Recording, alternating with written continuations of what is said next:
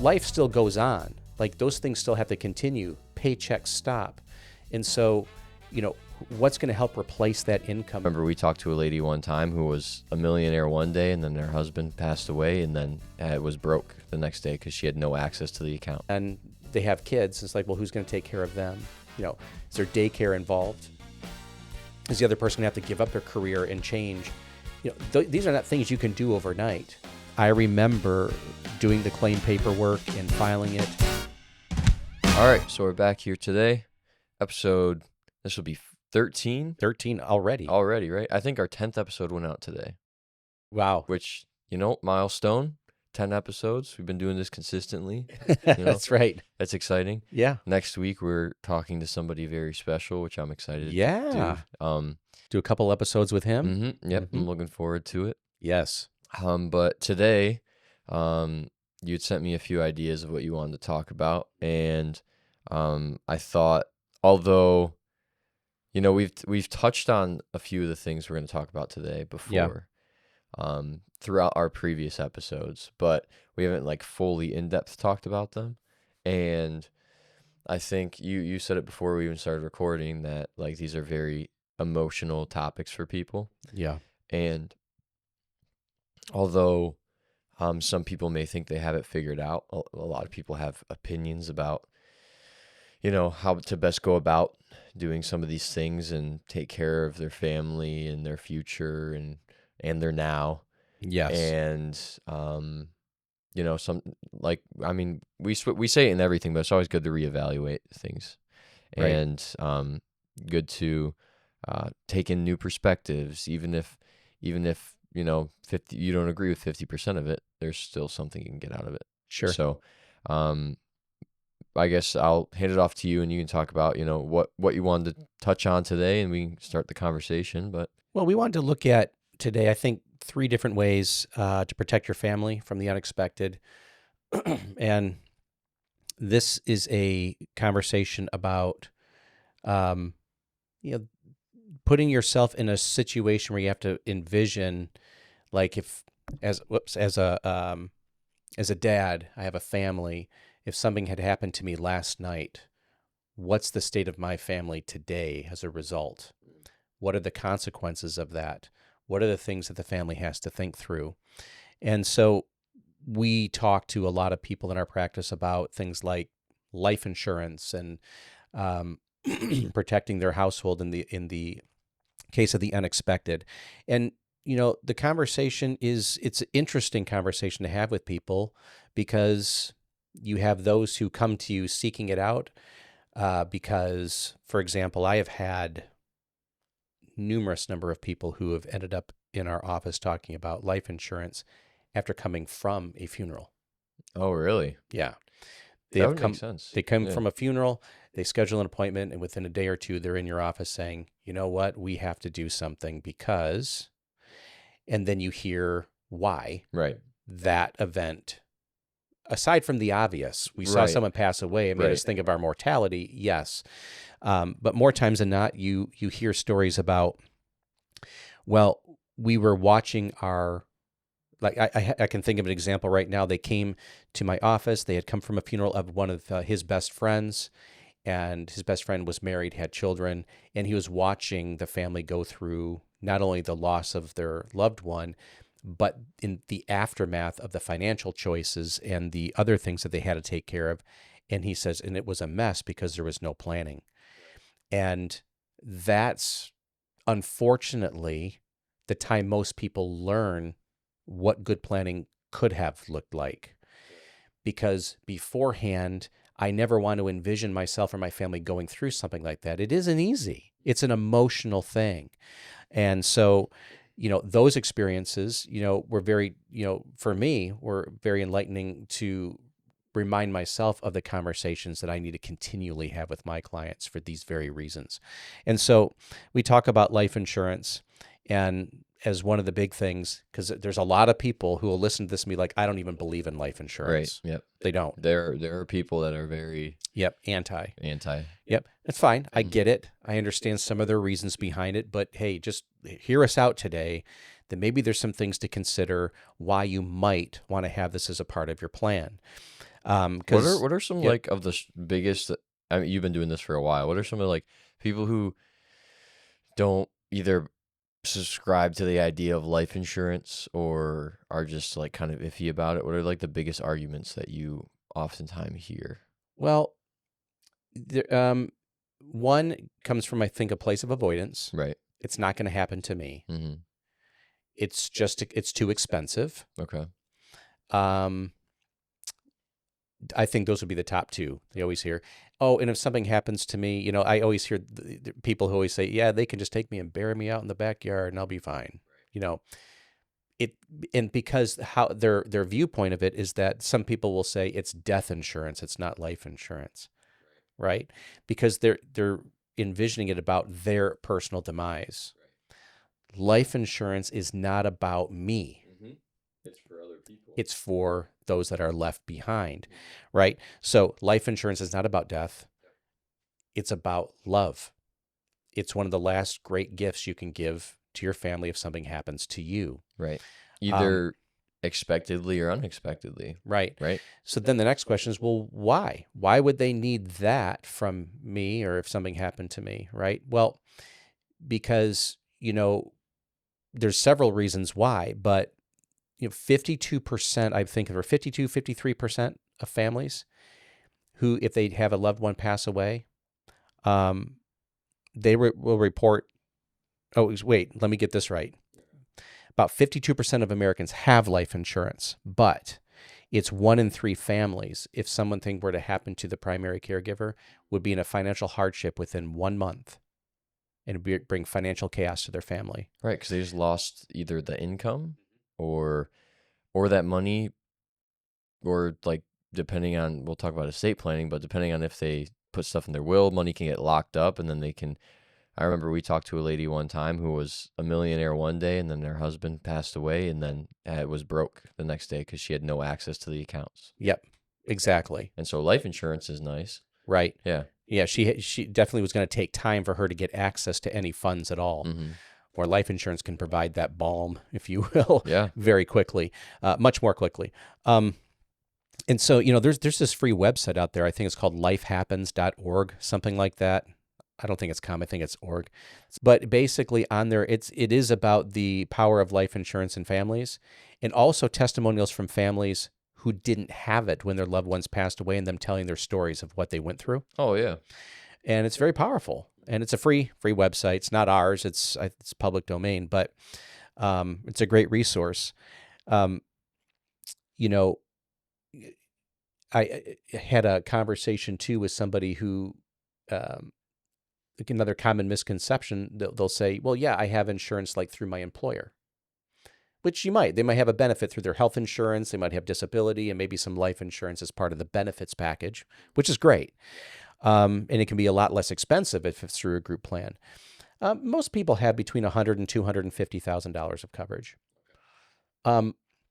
So the question to ask is, because, hey, maybe you don't need another policy, so if that's what you're doing now and you have $100,000 in coverage through work, and be realistic with yourself. But if something had happened to you last night, what, and your family receives the $100,000, it's a lot of money. How long realistically would that last for them now that they don't have your paycheck as well? Yeah. And then when you figure that out, the next question is, then what? Okay. Because there'd be a lot of people who just reactively will say, well, if something happens to me, then my wife will just go back to work or my husband will just do this, and they have kids. It's like, well, who's going to take care of them? Is there daycare involved? Is the other person going to have to give up their career and change? These are not things you can do overnight. Because when someone passes away, there still is a mortgage payment. There still is utilities. Life still goes on. Like those things still have to continue. Paychecks stop. And so, what's going to help replace that income and make the family have a smooth transition from where they are now to this new reality? That takes time. I remember specifically one time there was a young couple who were clients, and he was working on his boat one evening. He had had a couple beers, something. So, I mean, I don't think he was drunk or anything, but, he was just having a couple beers and working on his boat on a Friday night, hit his head on something and fell into the water, and there was no one around, and he drowned. And he had a wife at home. He was in his early 40s, and he had a wife at home with the kids who were like 3 and 4 years old, 2 boys. And I remember doing the claim paperwork and filing it, and it was a sizable amount of life insurance he had taken out. And I remember the check coming into my office, and I remember the wife bringing her 2 boys into the office and sitting with me. Now, you put yourself in that situation, and that real fast begins to educate you as an advisor. This is why you do what you do, right? Because I think a lot of people perceive us as people who are just, pushing products, or we're just trying to sell something to somebody to earn money. And sometimes people will put us in the same, like low level commodity, like snake oil, yeah, that exactly. When in reality, for us, my heart is that no, it's for these moments that we do the planning we do for families, because people say, well, that's a rare occurrence. No, these things happen every day. And so if you can imagine, I mean, I'm watching her sit across from me. It's, only a week or 2 after her husband's passed away. You can read it all over her face that this is hard. Her 2 boys are there without their dad now. And they probably don't even know how to process that going on. But, you take a few minutes and you spend time with your client, you talk through, you let them talk a little bit. There are Kleenex boxes on my desks for a reason, okay? Because many of them do, obviously. They're still dealing with their emotions, and you have a relationship with your client. But then you're able to hand that check to her, and she can look at it, and it was a sizable amount of money. And one thing that tells you right then and there, number one, it doesn't go through probate. Yep. There's no tax on that money. And she does not have to panic and think, okay, I have to make changes now. I got to go find a new job. I have to go. She doesn't have to do any of that right away. She has time to grieve. Yeah. And she has plenty of money to help take care of her and her boys. Right. And to help her boys grieve too. Exactly. Them, Yep. And as with the relationship, you have the ability to help them invest that money so it can continue to be help replace some of that income that they lost when their dad passed away. That's a powerful moment. And why we do the planning we do. So there's that kind of situation, why planning is so important. Because if she was only 40 years old, so you think about it, if retirement on average is 65, 67 years of age, she still has 25, 27 years, right? It's not time to go into the retirement accounts that they were saving into during that time of their life. There's penalties. There's all sorts of things. That money's got to last for later, right? So life insurance can be a really tax efficient gift and ability to help families transition. Right. And God forbid, you hope things like that don't happen to the families you meet with, because, I mean, I know especially for us, like they become not part of our like immediate like intimate family, right? But like they become part of like the family business, and so like you get to know about their lives and their their children and what they're doing with their lives and things like that. And it's not like we get paid anything more if somebody passed away. Like we're just trying to like help them out, because God forbid you don't want that to happen, but like it does. It does. And it happens every day. It does. And on the other end of life too, I mean, that's for the people who pass away too soon, right?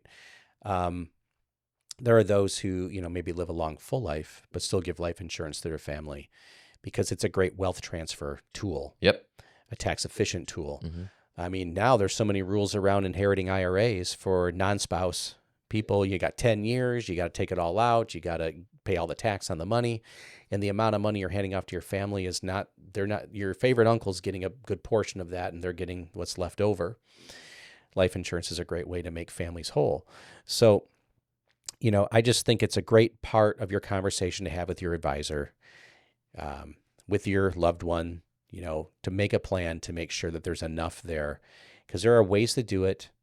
And if you're healthy, and the younger the better, because it doesn't get any less expensive as you get older. Yeah. But In we're doing I mentioned it in an earlier episode, but the young adults group at our church is doing a financial literacy course basically. And we just recently did a week on life insurance, which I was really excited about. I wasn't there for it, but I'm happy they went through it because they're teaching about the importance of life insurance. And oftentimes I feel like when you think about life insurance, it's an older generation kind of thing. You wait until you're older to get that and stuff like that, right? And obviously you don't need as much coverage at a younger age, especially if you don't have a family and things like that. But it's never a bad idea to look at it because, again, it is a really good wealth transfer tool. It is. Or if you're planning on having a family and you kind of feel like, yeah, that's the way my life's moving, you can plan ahead now while you're healthy and get yourself a good amount and for a very low cost. And then your future family that you've already thought about is protected. Exactly. Yeah. So make it a part of your conversation, please. However you decide, and the amounts, you and your advisor can figure out what would be appropriate, but have it be a part of your plan. And so that's a great wealth transfer tool. Yeah. What do we do with the rest of the stuff that isn't necessarily tax-free and no probate and all these different things? Yeah. Right. All your retirement accounts. So yeah, this is where your estate. Yeah, your estate planning comes in. So majority of Americans don't even have an estate plan in place. Yeah. This is really important. Right, which is scary. Yeah. Some big names that household names, like I think Aretha Franklin, some of these celebrities and singers who own, had written hits that were worth a lot of money. Have big estates. Had big estates. Yeah. Had no estate plan. They didn't even do a will. And so what happens is if there's no legal document stating this is where I want this to go and this, it ends up in court. And then you got family members who are duking it out for their piece of the pie sometimes. And that can be real messy. It's like an estate sale. It's like first come, first serve. Everyone's trying to take everything. Yeah. Yeah. And high court costs, legal fees, and months upon time. Yeah. I remember, okay, true story. One of my first clients ever in the business. Yeah. I can remember vividly sitting in her kitchen. How do you ever forget one of your first clients, right? And she was turning 65. And she was married in the past. Her husband had passed away, and I'm not kidding, when he was in his early 40s. Okay? And there was some sort of shenanigans going on there was some sort of key man life insurance policy for him at the employer that he worked at. And when he got ill and sick, something about the fact, I'm going to get some of the details wrong, they had canceled his life policy. She found out about it. She took him to court. She had just gotten the settlement from that company 6 months before I met her. So 2 decades later? Yes. That's insane. It is.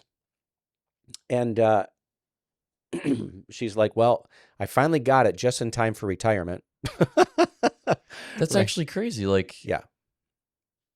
2 decades. Yep. Back and forth, legal battles of all sorts. It was messy. Now, that's an extreme example. Right. But things like that do happen. It's an extreme example in my practice because I've never had anything close touching that. I've had people in probate tie-ups that I've met after the fact that were messy, 6, 8 months, 12 months, 14 months, 2 years. Okay, it can be really burdensome on the family. So the will is not just about making sure that your wishes are carried out.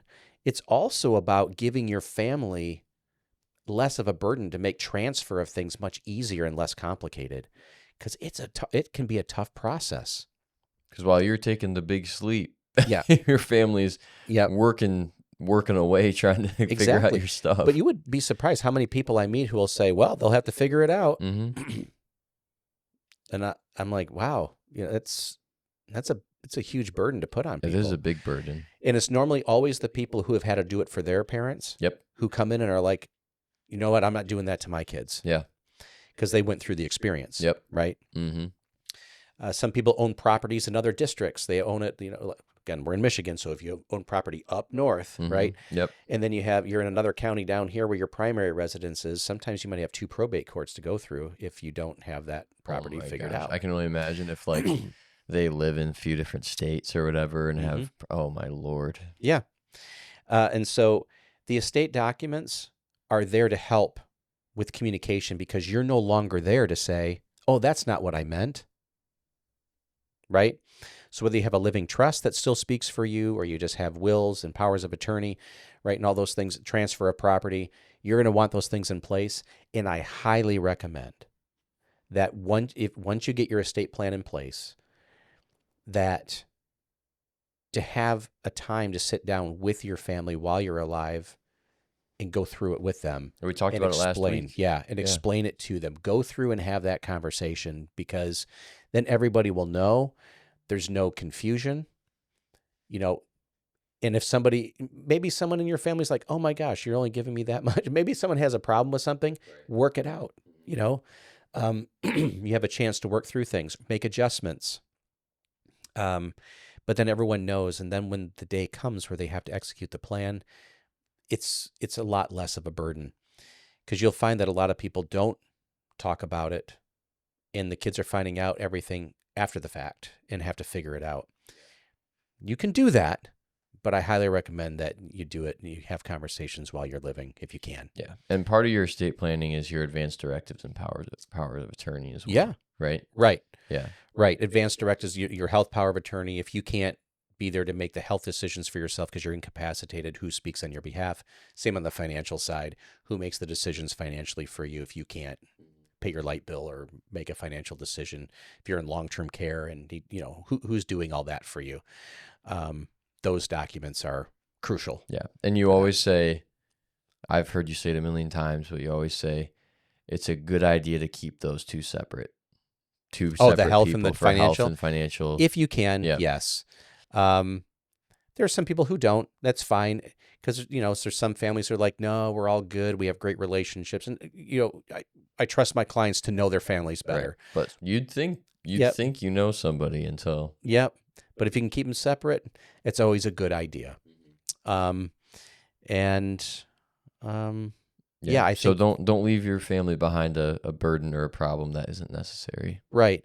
Just because they're hard conversations to have, or because we avoid the emotion of it, or the potential conflicts that could arise in those conversations, or we have to talk about the fact that, hey, if something, envision ourselves in a situation we're no longer here. I know they're hard, but do it because it's that important.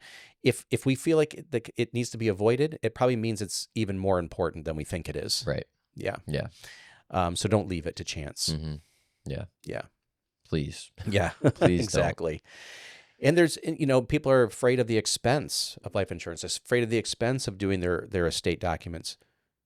It doesn't have to be overly expensive. Right. And especially if you're taking the expense on right now, the expense for your family, exactly, if it's not done, is far more. 10 times worse. Yeah. Way more. Yeah.